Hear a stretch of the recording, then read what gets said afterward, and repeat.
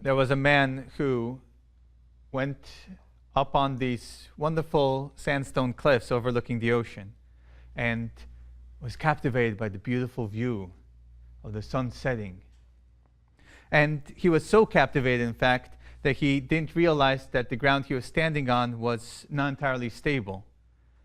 So he was surprised when it started to crumble under him. And as he started to slide off the cliff, he grabbed for anything he could get his hand on and caught the branch of a bush. And as his feet dangled off the cliff with the water and the rocks below him, he started to see that the bush wasn't able to hold his weight, and it was starting to slip little bit by little bit. So in a panic, he cried out to God, "Lord, save me."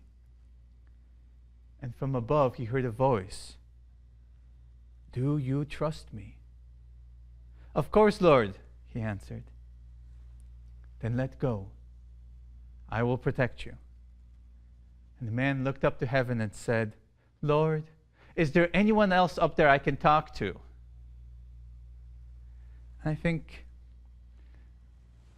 sometimes I worry that I am more like the man in that story than I am like the royal official in today's gospel.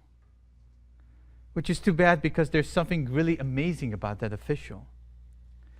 Here we see a man who comes to Jesus with a profound problem.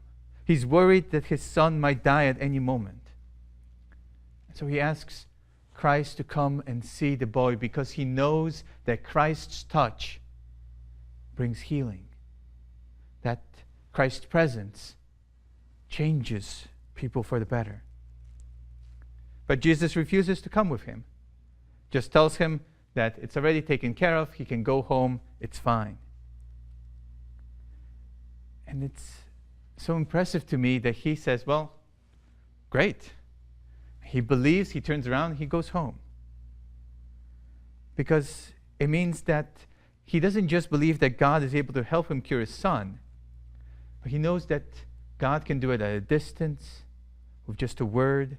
And even though he had a really clear idea of how he wanted things to go, he understood that, what he needed was Christ to go home with him, and then things would be fine.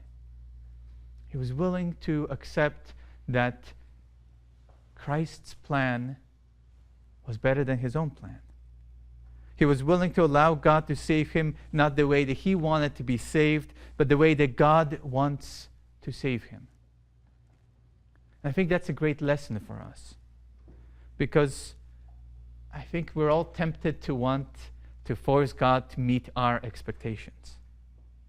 We want to pray to him and then let him know not just what we want, but also how and when he should respond. Lord, please give me this gift and give it to me in about 5 minutes when I'm ready for it. And this is the way you should let me know that it's happening. I think we're all tempted by that kind of way of dictating to God. And we need reminders that God has a providential plan for us, that his plan is much better for us than any plan we could have come up with. So I think the example of the royal official is so important, because it helps us to grow in trust.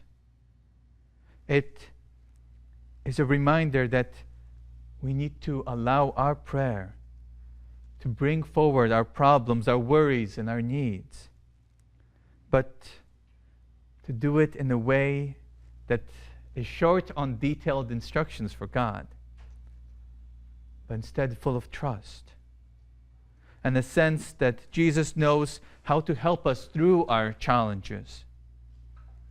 And all we need to do is listen for what he wants to tell us, trusting that his word alone can cure whatever is wrong, can strengthen us to face whatever challenges we're about to experience, can help us to make the right decisions and live the good and happy life God has prepared for us.